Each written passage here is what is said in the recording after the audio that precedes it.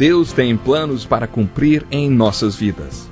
Essa é a mensagem de toda a Bíblia e é isso mesmo que estamos estudando aqui no Encontro com a Palavra, escrito pelo pastor Dick Woodward e narrado pelo pastor Edson Bruno. Fique atento a mais um programa que o Ministério Cooperativo Internacional leva a você. Com você agora, pastor Edson Bruno. Bem-vindo à continuação do estudo do capítulo 5 da carta de Paulo aos Romanos. Este é o Encontro com a Palavra. Terminamos o último programa falando como Deus usa o sofrimento e as tribulações da vida para construir em nós o caráter que Ele quer. Como já dissemos, Paulo é um bom exemplo disto. Em sua carta aos Filipenses, ele orou a Deus pedindo para sair da prisão, mas isso não aconteceu. Paulo também pediu 3 vezes a Deus que tirasse o seu espinho na carne, que acreditamos que fosse uma enfermidade. Paulo tinha ressuscitado mortos e curado enfermos, mas Deus respondeu que não, ele não tiraria aquele espinho da carne de Paulo. Deus preferiu lhe dar a graça para lidar com aquela situação. A graça de Deus lhe bastaria. Paulo compreendeu perfeitamente. Ele se gloriava naquele espinho na carne, porque o poder de Cristo estava sobre ele e o seu homem interior cresceu. Foi isto que Paulo afirmou no capítulo 12 de sua segunda carta aos Coríntios, um texto bíblico muito bonito. Paulo é um exemplo do que Deus pode fazer em situações difíceis. Ele também é um exemplo de que nem sempre Deus faz o que esperamos. Às vezes ele nos dá a graça para que vivamos sob aquela situação. E quando ele faz isto, crescemos. Paulo ensina ainda uma outra coisa que o sofrimento ou o upomone produz em nós. É o caráter. Quer dizer, faz de nós pessoas espiritualmente fortes, corajosas. Esta é a ideia que queremos transmitir quando dizemos que alguém é uma pessoa de caráter. Esse é o significado da palavra no original. Paulo ensinou que Deus quer produzir esta nobreza espiritual em nós. Deus está interessado em nosso caráter espiritual, em fazer crescer o nosso homem interior. Por isso ele permite o sofrimento. O upomone produz este caráter em nós. Paulo continua o seu ensino dizendo que este caráter espiritual leva à esperança. Sabe, é difícil definir o que é esperança. Esperança se refere a uma convicção interior de que Deus é bom e que existe algo de bom nesta vida e além dela. Existe uma expressão no Velho Testamento, ver o bem. Aqueles que tinham caráter acreditavam que veriam o bem. Nem sempre viam o bem nesta vida. Conheço a história de um homem que foi missionário na África por uns 40 anos. No navio no qual ele voltava para casa depois de tanto tempo, navegava também o presidente dos Estados Unidos, Teddy Roosevelt. Roosevelt tinha visitado a África e, quando o navio atracou nos Estados Unidos, havia uma banda e uma homenagem à espera do presidente. Mas não havia ninguém esperando aquele missionário. Aquele homem ficou desanimado e foi para o hotel, de onde ligou para um amigo que vivia naquela cidade e que o tinha visitado alguns anos antes. O missionário compartilhou com seu amigo que tinha ficado triste na sua chegada. Seu velho amigo lhe respondeu: "Irmão, nós ainda não chegamos em casa." O caráter espiritual, ou homem nobre de caráter, sabe que vamos ver o bem, talvez não nesta vida, mas com toda certeza na próxima dimensão. Por isso, a esperança é um otimismo insaciável, um otimismo incurável de que veremos o bem nesta vida e na outra, porque Deus é bom. O Senhor é o nosso bem. Paulo continuou dizendo que a esperança não nos decepciona. Ele falou sobre uma experiência que pode ser nesta vida ou na próxima, porque Deus derramou seu amor em nossos corações por meio do Espírito Santo que Ele nos concedeu. Você sabia que Charles Wesley escreveu mais de 10.000 hinos? O que você acha que este homem tinha no coração para escrever tantos hinos? Leia, memorize e ore a letra destes hinos, aí então você descobrirá. Uma de suas letras diz o seguinte: "Alegres, adorai ao Redentor Jesus, louvor e graças dai a quem venceu na cruz. Em alta voz ao vosso Deus cantai, ao Pai de amor louvai. O vosso Redentor sofreu humilhação, na cruz mostrou o amor que aos homens dá perdão. Em alta voz ao vosso Deus cantai, ao Pai de amor louvai. Na terra, o céu, além, Jesus dominará, e a glória que ele tem aos crentes mostrará.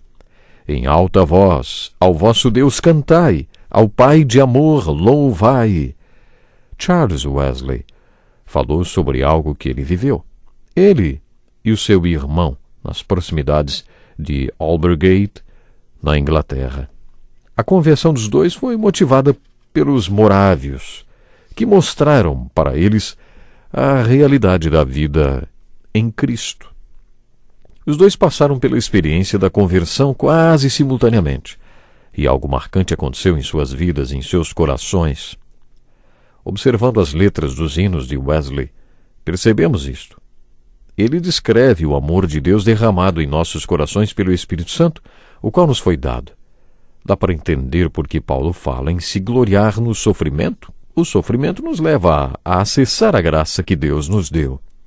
Não quero ser irreverente, mas, por um minuto, imagine que você fosse Deus e suponha que estivesse olhando lá de cima para pessoas como você e eu, pessoas redimidas, declaradas justas, reconciliadas, salvas por causa da morte do seu filho. Você não acha que diria, por que eles não se alegraram, nem se gloriaram quando lhes dei meu filho? Você não acha que se ninguém ligasse isto o entristeceria? Pense um pouco sobre isto. Estamos tão preocupados com outras coisas que nem pensamos nisto. Agora, imagine você olhando para pessoas como eu e você, a quem foi dado o acesso à imensa provisão de graça derramada para todos em todo o tempo, dando total suficiência para todas as coisas para as quais fomos salvos e chamados para realizar. Você sabe o que fez? Você criou um acesso para tudo isto e nós ignoramos totalmente. Dia após dia ignoramos esta bênção. Nós não acessamos esta graça. Certo homem muito sábio disse que os crentes são como pessoas a quem foi entregue um equipamento divino capaz de ir até as profundezas do mar, mas que a única coisa que estas pessoas fazem é ficar dentro do banheiro, entretidos com a corrente da água quando a banheira é destampada. Isso nos faz pensar no poder sobrenatural de Deus e na sua graça redentora. Existe uma imensa provisão de graça ao nosso dispor. Temos a chave de acesso a esta graça, mas não a acessamos. E como Deus nos ama tanto, Ele permite ou até nos leva a passar por algum sofrimento, porque Ele sabe o que o sofrimento produz em nós. Você sabe o que o sofrimento produz? Perseverança. E o que a perseverança produz? Caráter. E o que o caráter produz? Esperança. E o que a esperança produz? O amor de Deus em nossos corações. Temos esta imensa provisão de graça.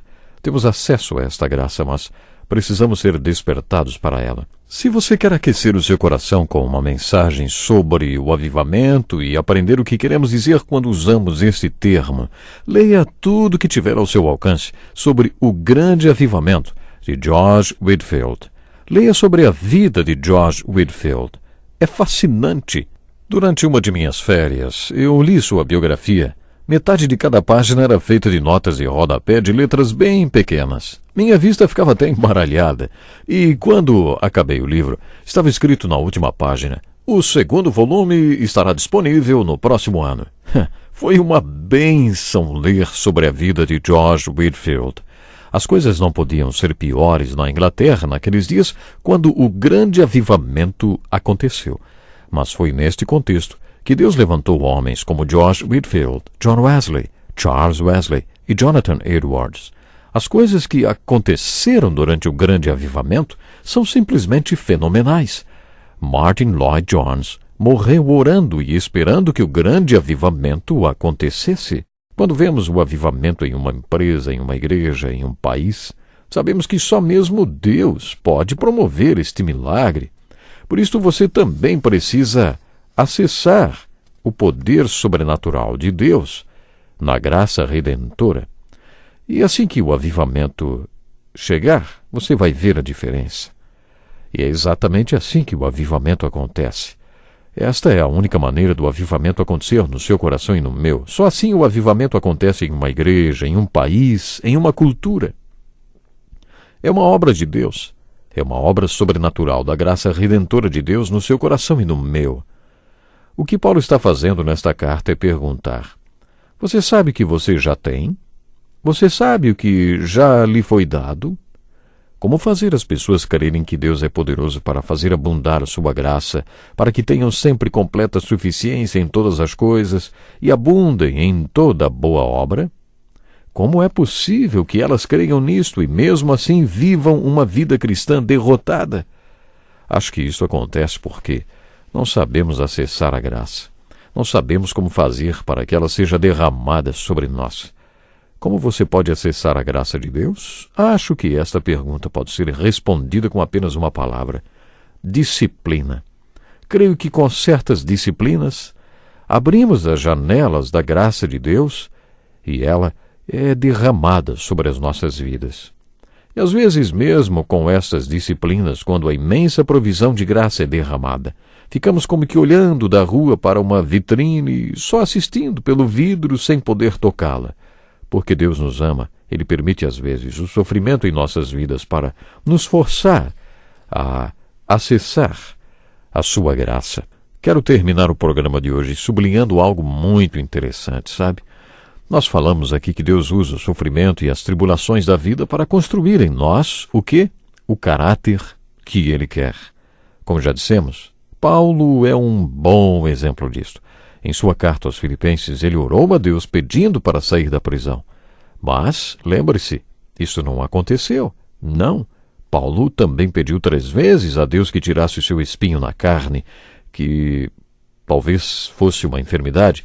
Paulo tinha ressuscitado mortos, curado enfermos, mas Deus respondeu que não, não e não. Deus preferiu lhe dar a graça para lidar com aquela situação. A graça de Deus lhe bastaria. Esta foi a resposta do próprio Senhor para Paulo. A minha graça te basta, Paulo.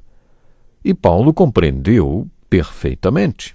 Ele se gloriava naquele espinho na carne porque o poder de Cristo estava sobre ele. E o seu homem interior cresceu de uma forma espetacular. Foi isto que Paulo afirmou no capítulo 12 de sua segunda carta aos Coríntios, um texto bíblico muito bonito. Paulo é um exemplo do que Deus pode fazer em situações difíceis.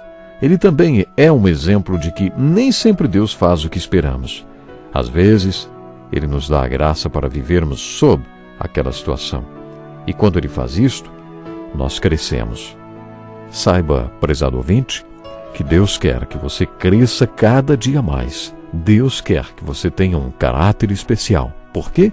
Porque Ele quer usar você. Ele precisa de você. Deus lhe abençoe de uma forma muito especial. Não perca o próximo programa. Que lição importantíssima. Obrigado, pastor Edson Bruno. Prezado ouvinte, coloque em prática o que você ouviu aqui. Sem dúvida, sua vida será grandemente abençoada. Este é um estudo escrito pelo Dr. Dick Woodward, na voz do pastor Edson Bruno. Escreva-nos e solicite o material. Nosso endereço é Encontro com a Palavra, Caixa Postal 2011, CEP 89201-970, Joinville, Santa Catarina. Até o nosso próximo Encontro com a Palavra.